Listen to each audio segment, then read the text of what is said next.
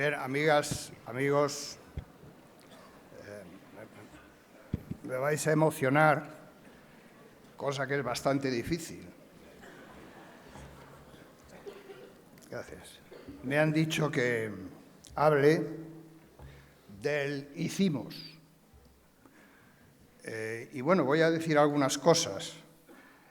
Resumir la historia de Comisiones Obreras en 15 minutos, Ignacio. No, 14. Pues no es fácil. Yo creo que la fuerza de comisiones, el que hayamos llegado donde estamos, primer sindicato de España, se debe a algo que está en el origen de las comisiones. Y es que las comisiones es una creación de los propios trabajadores.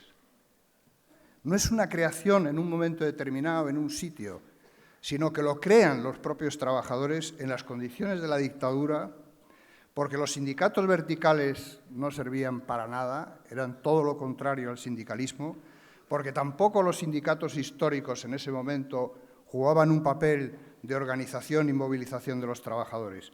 Y los trabajadores necesitaban negociar los convenios, necesitaban movilizarse, necesitaban defender sus derechos y crearon estas comisiones de la manera más natural como se crea en las condiciones de una dictadura, que es reunirse y nombrar una comisión que vaya a ver a la empresa para negociar esas reivindicaciones. Pero eso no podía quedar así, en una repetición que aparecían y desaparecían, sino que había que extenderlas, estabilizarlas, coordinarlas y organizarlas y dirigirlas. Y eso es lo que es la labor que hicimos los militantes de comisiones obreras que pertenecíamos a algunos partidos políticos, otros no pertenecían a ningún partido, y muy especialmente los que pertenecíamos al Partido Comunista de España.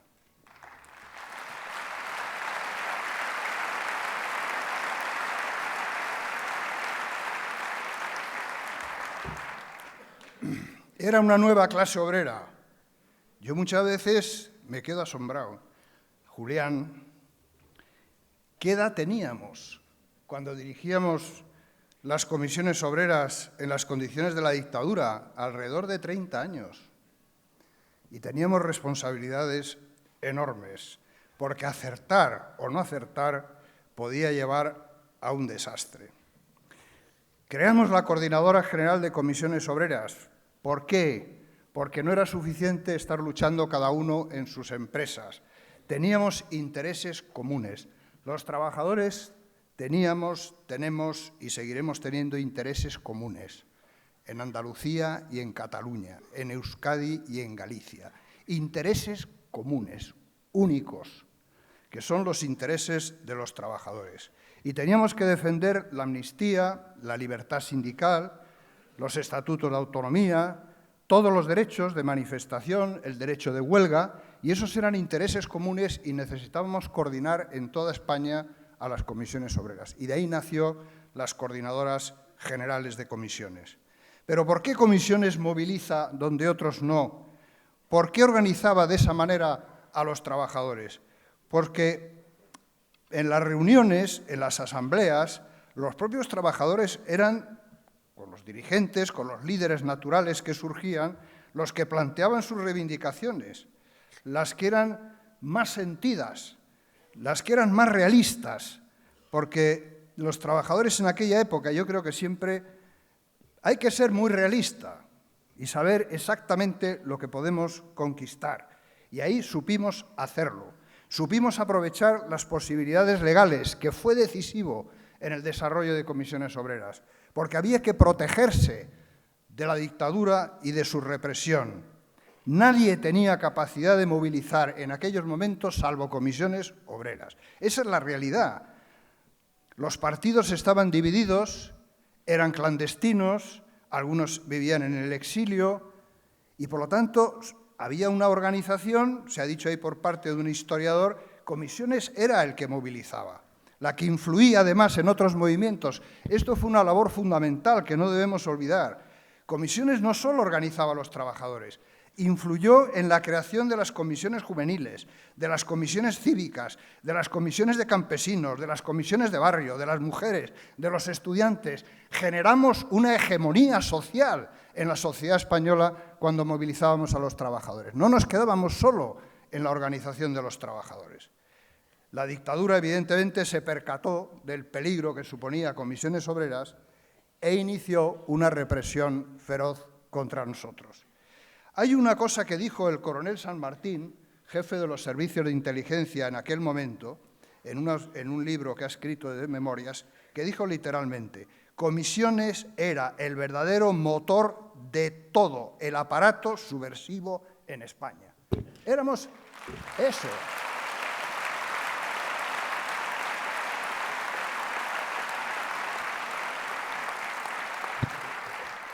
Hoy suena mal esto decir que éramos los subversivos, pero es que éramos los subversivos.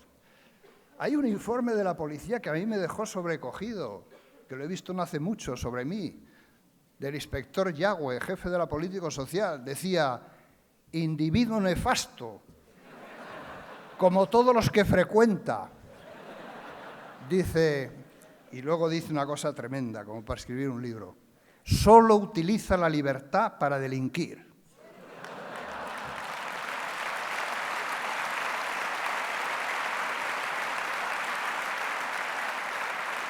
Bien, eso decía San Martín, y después vinieron las sentencias del Tribunal Supremo. Voy a dar una pequeña estadística. El Tribunal Supremo dictó en esos pocos años 165 sentencias por asociación ilegal. Entre las 61 que dictó contra el Partido Comunista y las 47 que dictó contra Comisiones Obreras, el 65% de todas las sentencias del Supremo fueron contra esas dos organizaciones. Ahí estaba el enemigo para la dictadura. Luego vino la sentencia del 1001, nos metieron 20 años, 19, 18, ya lo conocéis. Pero a pesar de la represión, Comisiones siguió extendiéndose, concitando la solidaridad interna y externa, influyendo en la unidad de la oposición. Ahora se habla, por ejemplo, de la reunión de Múnich de las fuerzas de la oposición. La reunión de Múnich fue por las huelgas de Asturias del año 62, que fueron una gran movilización, que está uno de los orígenes también de las comisiones obreras. Vinieron zarpazos de la represión, se han explicado aquí algunos: el Ferror, con la muerte de Amador Rey y Daniel Niebla, los 17 años que se metieron a Mordeus, a Pillado, a Riobó, a Negros, los que nos metieron a nosotros, en Getafe, cuando mataron al compañero Patiño, en Granada, con los obreros de la construcción, en el Bajo Llobregat, luego más tarde en Vitoria.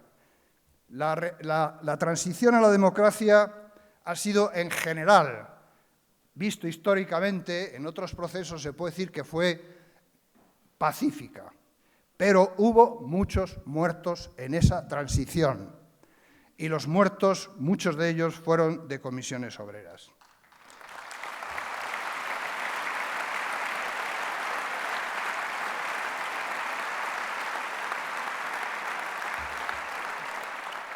Y bien, el 20N murió el dictador. Pero cuando muere Franco, amigas y amigos, porque la historia se ha contado de una manera muy rara, cuando muere Franco no vino la dictadura. Es mentira que vino la democracia. Es mentira que cuando murió el dictador vino la democracia. Cuando murió Franco, vino un gobierno que se llamó de Arias Navarro, con el señor Fraga Iribarne, de ministro del Interior. No sé si os acordáis. Y ese gobierno intentó que continuara la dictadura con otras formas. Fue un intento muy serio para la continuidad. Y voy a dar solamente un dato poco conocido. El Tribunal de Orden Público, en 1976, cuando ya había muerto el dictador, abrió 4.795 sumarios, la mayoría contra Comisiones Obreras y el Partido Comunista. Esa es la realidad, cuando ya había muerto Franco. Por lo tanto, no es verdad que muere Franco y automáticamente viene la democracia. Hubo unos meses decisivos y Comisiones Obreras ahí lanzó una ofensiva general contra el gobierno de Arias, porque era el tapón para que llegara la democracia. Y en 3 meses solo del año 76 hubo 17.731 huelgas, con 150 millones de horas perdidas de trabajo. Esa fue la ofensiva que acabó con el gobierno Arias y que trajo la democracia a España. Eso fue decisivo en ese momento.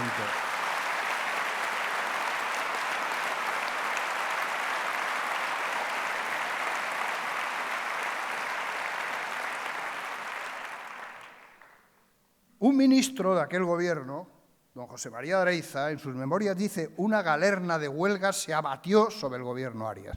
Eso es lo que nosotros hicimos, eso es lo que nosotros organizamos. Esa galerna de huelgas que acabó con el gobierno Arias, porque la democracia española no la ha traído el rey, ni la ha traído Suárez. Hicieron su labor, se pusieron al frente de la manifestación, pero la manifestación hubo que construirla. Y la manifestación costó muchos años construirla. Y eso fue la labor que nosotros pudimos hacer. Luego vino la legalización de comisiones obreras, un intento muy serio de marginarnos. Yo viví eso, como Julián y otros, en persona, con el delegado del gobierno, el señor de la Mata Gorostizaga, que nos dijo claramente que tuviéramos paciencia, que iban a legalizar a otros, pero que nosotros teníamos que tener paciencia. Tuvimos que hacer la Asamblea de Barcelona, que fue una asamblea ilegal cuando otros hacían sus congresos legales. Es decir, fue una cosa muy complicada.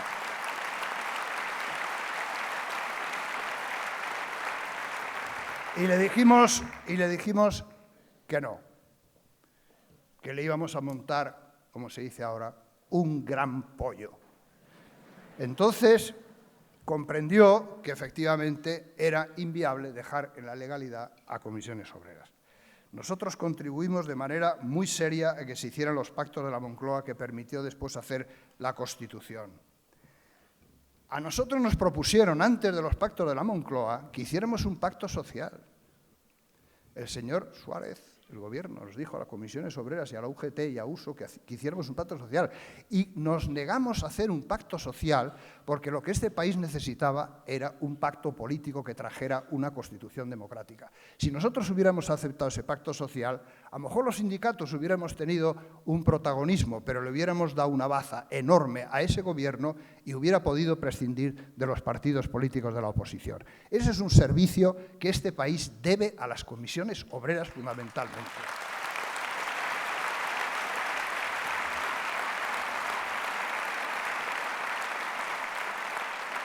Y nosotros sabíamos, y con esto termino, sabíamos que era fundamental, amigas y amigos, que hubiera una Constitución democrática en España. ¿Qué hay más importante en un momento determinado para los trabajadores que pasar de una dictadura a una democracia? Cuando ahora se dice la transición, esto, lo otro, sí, la transición fue pasar de una dictadura a una democracia. Y eso siempre es bueno para los trabajadores, siempre. Porque con la dictadura los poderosos se pueden defender, los trabajadores no. Esa es la lección de ese momento. Y bien, primer sindicato de España. ¿Y por qué el primer sindicato de España? Pues yo creo que sois el primer sindicato de España porque Comisiones siempre ha sido muy combativa. Muy combativa. Cuando estábamos en la cárcel con 20, 19, 18 años de cárcel, todavía decidimos que había que hacer una huelga de hambre. Y hay un compañero que decía, pero hombre, no tenemos bastante. Bueno, era un sindicato muy movilizador, nada burocrático. Yo siempre cuento la anécdota de Marcelino, cuando en las discusiones alguno decía, esto se hace así, punto. Y decía Marcelino, compañero, punto no, punto y coma. Bueno, pues...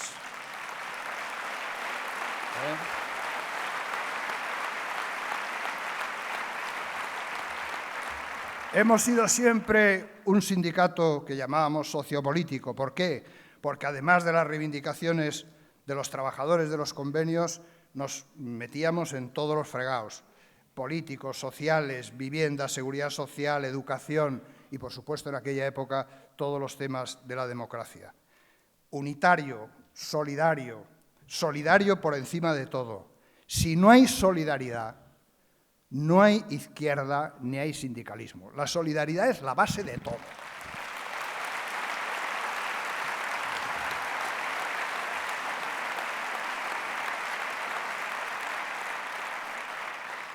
Bien, yo termino ya porque efectivamente ya es 000. A los jóvenes me gustaría decirles una cosa que no sé si escuché en algún sitio, yo lo digo muchas veces, lo he dicho hace poco en una reunión con jóvenes sindicalistas en Bélgica, y es una cosa que me preguntó una vez una madre diciéndome que su hijo no acababa de meterse en los sindicatos, ni en los partidos, ni en ninguna, que estaba como muy pasota, etcétera, y qué le podía decir. Pero que no me enrollara, que se lo dijera brevemente. Y yo le dije una cosa que había oído en algún sitio, no es invención mía, no lo sé, pero en fin. Y es que le dijera que los derechos no se heredan. Nada más. No se heredan.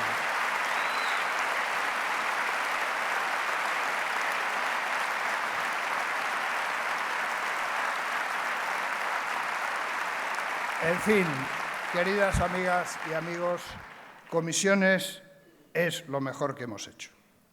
Espero que lo mejoráis, porque buena falta nos hace. Muchas gracias.